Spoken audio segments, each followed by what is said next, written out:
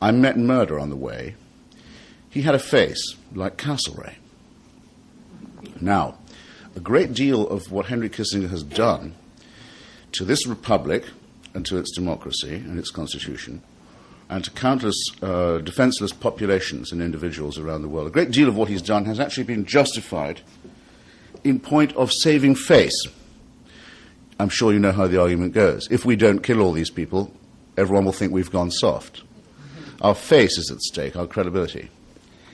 It's therefore a good thing there is a book here, although someone seems to want me to sign it, and it's got a thing on it. You won't mind if I know you know the face in a way, but just think, who would you kill to save that face?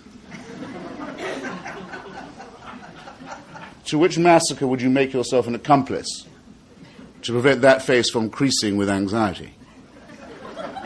You laugh. So you should. But if you have tears, prepare to shed them now. Because that was done on a gigantic scale. And in your name and with your money, though you can a shred of dignity can be saved, it wasn't done with your permission. At least they cared enough about you to lie to you about these things. But when they leaked out, it was usually a face-saving operation. In fact, it was the saving of face that Henry Kissinger himself gave as the justification when he was asked by President de Gaulle why he continued to bomb formerly French Indochina. He said, it's a matter of our face. Have you recently heard the phrase, orderly, peaceful, democratic transition of power? I'm just trying to brush your patriotic G-spot here. You have heard it, haven't you? You've heard it quite a lot recently. You've been perhaps prompted to think, why do they keep on saying that? Isn't it a bit suspicious that they keep on mentioning that we here have and enjoy an orderly, peaceful, democratic transition of power? If we really had an orderly, peaceful, democratic transition of power, why would there be a need for them to keep on telling us that we have an orderly, peaceful, democratic transition of power? Is there something sinister about the repetition of the phrase, orderly, democratic, peaceful transition of power? Is there something perhaps a little robotic or uncertain about it? Well, could be. What I want to speak about, and I'll be as terse as I decently can, is exactly that. Because the origins of the career of Henry Kissinger, the moment when he morphs, if you like, from being a mediocre, power-worshipping academic in search of a powerful patron, morphs from that into one of the most powerful people in American history and on the global stage, and the single greatest unpunished criminal so far unindicted. The moment when that happened was in the closing months of the 1968 presidential election in these United States.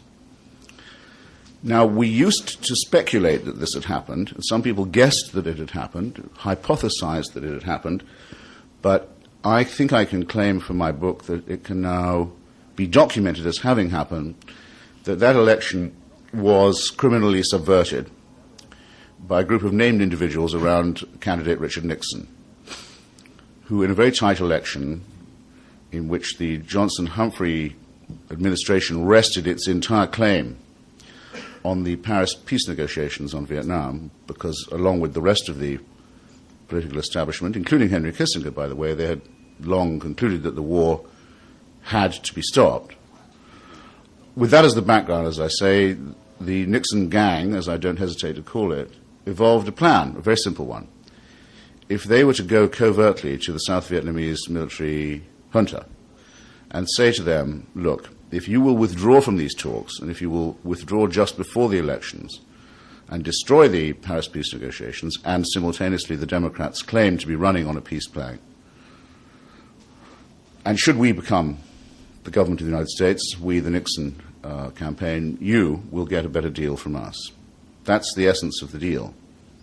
How can I speak about it without sounding as if I'm advancing a conspiracy theory? Very simply, it's taken a very long time, and a number of us in Washington have been working on it for years, but now we have the FBI transcripts because the Johnson administration, though it didn't share this with you, ladies and gentlemen, comrades and friends, brothers and sisters, did know this was did get wind of this treasonous, illegal, covert diplomacy, and placed bugs in Mr. Nixon's headquarters and on his plane and elsewhere. Legal bugs, by the way, but not bugs they wanted particularly to own up to. So we now actually have, and I've reprinted them for your delectation, we have the conclusive evidence of the evolution of this disgusting plan, which I want to spend a little more time on. There were two prongs to it. The first was Mr. Nixon, Spiro Agnew, and John Mitchell contacting the South Vietnamese military dictatorship and dealing with them and their representatives in Washington privately on the deal. The second was to have a spy at the Paris peace talks where Averell Harriman was conducting the negotiations, so to speak, openly, legally, constitutionally for the United States. And the person who attached himself to those negotiations and was trusted by many of the Democrats, Harriman, Holbrooke, and others whose names will be known to you, was Henry Kissinger, ostensibly there as a friend of Nelson Rockefeller and as a liberal Republican.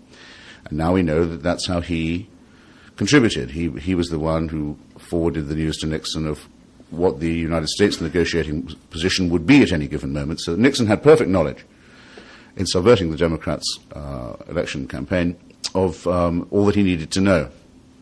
Now, it's a trivial objection to make, but all of that was highly illegal under the Logan Act, which specifically punishes private secret diplomacy by American politicians that undercut the negotiating positions of the United States. Every country must have some such law. That's what it's called in this country. And as I say, it took a very long time to establish it, but it now can be said to be true. And that's why Richard Nixon, who only met Henry Kissinger twice in those years, once very briefly to shake his hand, and the second to ask him if he'd like to be national security advisor. Pretty odd for someone who disliked even the presence of Jews in the room. That's how it was done. And a star was born. But, mark the sequel, the illegal mortgage, the covert lease that was taken out by that action on another 4 years of war, because the South Vietnamese military dictatorship did withdraw from the Paris peace talks, very abruptly, on the 3rd of November, just before the vote, perfectly as to time in point of the plan, expected that the deal was supposed to stick. And the Nixon administration behaved thereafter as if it was indeed supposed to stick. And so, in the next 4 to 5 years, 22,500 of the names you can find on the wall on the Vietnam Memorial in Washington were lost. And we don't know, and I sometimes think don't really want to know, how many walls we'd have to build to record the names of the Vietnamese civilians who were lost in the same period, whose lives were thrown away, murdered actually, nor to record the fact that the war was extended into two neutral countries, non-combatant countries, Cambodia and Laos, by carpet bombing concealed from Congress, and directed at civilian populations en masse. No one's ever going to know how many people are buried under that, but we know who ordered and supervised and intimately conducted it at any rate.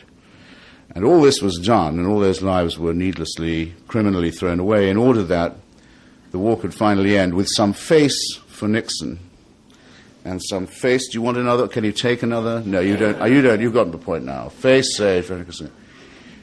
On exactly the same terms as had been on offer in Paris in 1968 from the Johnson-Humphrey administration. Now pause and consider that.